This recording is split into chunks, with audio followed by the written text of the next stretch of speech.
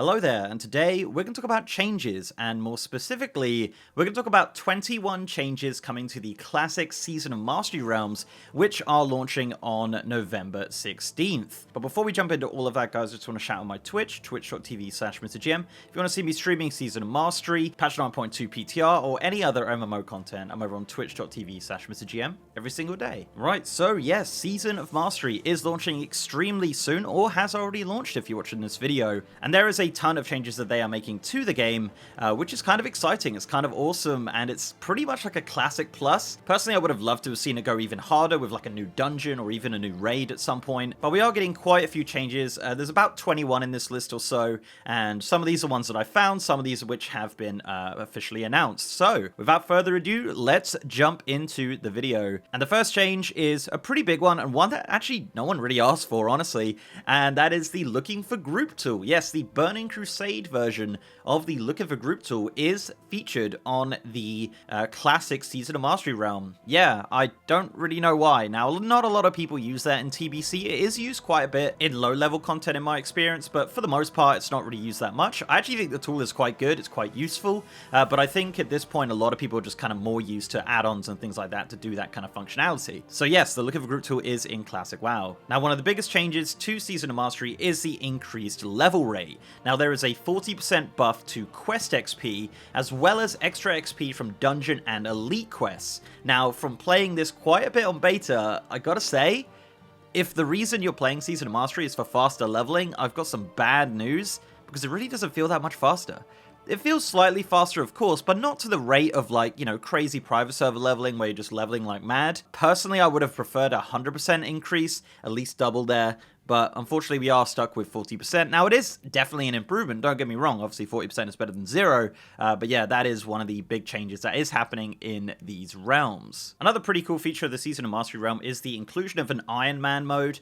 This was something we did not expect at all. Blizzard actually added NPCs in Undercity and Ironforge to activate a Soul of Iron buff. Now, essentially what this does is it tracks your death. Once you die, you lose the buff and you gain a debuff. Now, this is obviously to accommodate the hardcore mode, which is a massive kind of community-driven thing, which is happening on the Season of Mastery realms. Now, this is really cool. It's a pretty major change. Doesn't really do anything. You don't get anything for reaching level 60 in this mode, but it's just a fun little thing and a very easy way to track whether or not your character has died. A fairly minor change they're doing is actually healing numbers over players. This is actually a TBC change, so once you heal someone, you actually get some kind of like plus green numbers above their head. Yeah, there you go. That actually wasn't in Classic WoW, so it looks like that is coming to the Season of Mastery realms. So yeah, there you go. Next one is actually a kind of engine-wide thing. They've actually updated the engine into the Shadowlands engine, so there is some additions there that are actually quite handy. One of them being RTX, yes. Ray tracing is officially in Classic World of Warcraft,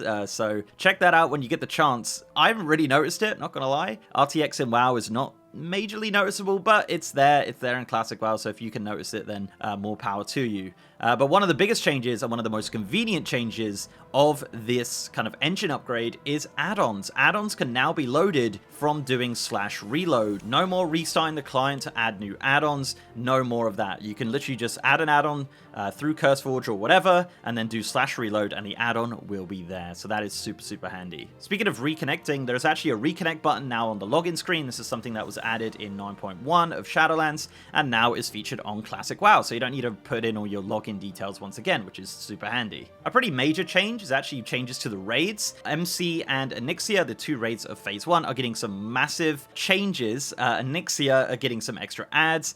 All of the bosses in Molten Core are getting changes as well. There's a massive list on Wowhead if you do want to check that out. But yeah, so some pretty sweeping changes to the raids to make them slightly harder. Not incredibly harder, but definitely a little bit harder. They're also increasing the health of these bosses as well to accommodate the removal of the debuff limit, which was 16 in Classic WoW. It's now been completely removed, which does definitely change up some classes to make them a little bit more viable than they were before. And just kind of gone a little bit crazier there. To be honest, in my opinion, I think there should have been 2 difficulties. I think you should have had the original kind of versions for people that want to do that, and then kind of a mastery mode, which has all of these kind of sweeping changes, but that's just my opinion on that. But it looks like the only version in Season of Mastery that you will be playing is this new harder difficulty. Another major change to raids is that world buffs, such as Rallying Cry the Dragon Slayer, and other world buffs are disabled in raids. So that's pretty interesting. That's going to be, yeah, no world buffs in raiding in Classic WoW. Another change that you might not actually notice is some renames of things.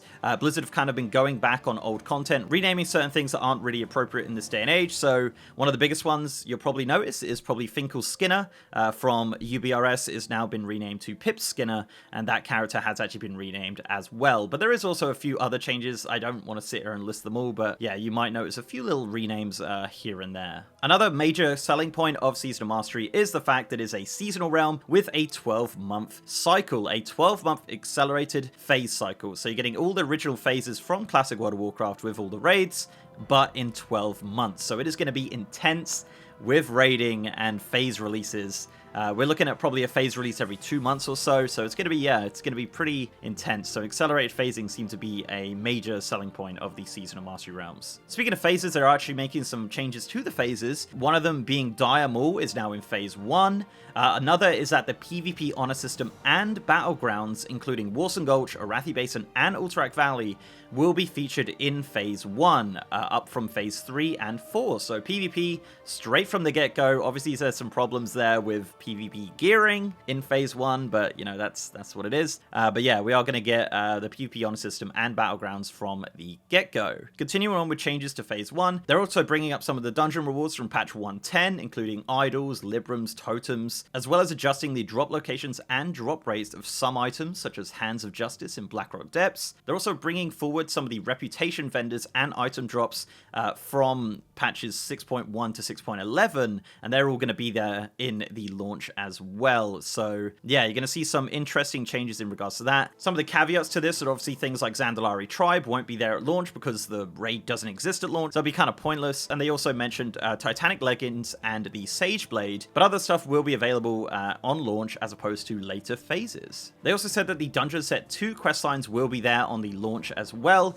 and to facilitate this, they are actually adding the Twilight Hammer camps in Silithus in phase 1. Also, another change they're bringing in from Burning Crusade is that meeting stones will be now summoning stones. So you don't need to get a warlock, you can now use the meeting stones to summon people, which is actually not a feature of Classic WoW originally. They also said they're increasing mining and herbalism nodes and increasing the availability of elemental fire, elemental earth, and elemental water. So yeah, keep an eye out for those out in the world. Obviously, with the accelerated phase cycle, this was kind of something we probably did expect. Otherwise, you know, you'd be farming all those things and that'll be it, the server will be done. Our 19th change is that they are making some pretty major nerfs to mage boosting, essentially kind of killing it dead in the water. So mage boosting probably won't be a thing in Season of Mastery. So yeah, F's in chat for the mages, unfortunately. Another minor change is that they're actually adding a world map button to the mini-map. Now, this is okay, I guess. I don't really know why they added it, but it is kind of funny because it's a little bit of an oversight, because when you track stuff, it goes there also, so you get this kind of like weird overlapping there. So yeah, I don't know why they put that in, but yeah, it's there. You got a world map button on the mini-map.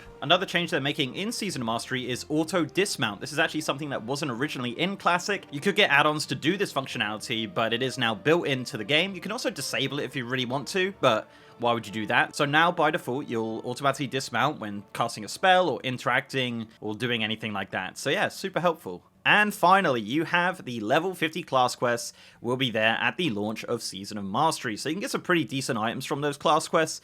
So keep an eye out for those. They'll be there on the launch of Season of Mastery in phase 1. Right, there it is. 21 changes. As I said, there might be some more. Guys, do let me know if you do know any more changes, be it major or minor, in Season of Mastery. It's going to be an interesting time for sure. I will be involved in this. I will be doing some hardcore challenge leveling. It's going to be fun. I'll be over on Twitch doing that, so if you want to check that out, guys, please do. So yeah, guys, thank you very much for watching. Let me know down below what you think of these changes. Let me know what you think of Season of Mastery in general. And before I go, guys, I'd like to give a massive shout out to my amazing patrons, YouTube channel members, and Twitch subs. You guys are awesome. And if you'd like to support the channel in any of those ways, links down below. So leave a like on this video, guys, if you liked it, and subscribe if you haven't. I've also got a partner Discord channel with over 3,000 members, and as I said, I am now streaming on twitch.tv/MrGM. If you want to see me streaming Season of Mastery, patch 9.1 PTR, all of that good stuff, guys, it's going to be a pretty crazy end of the year for World of Warcraft, so if you want to check me out, guys, I'm over on twitch.tv/MrGM every single day. And with that, guys, I'll see you next time.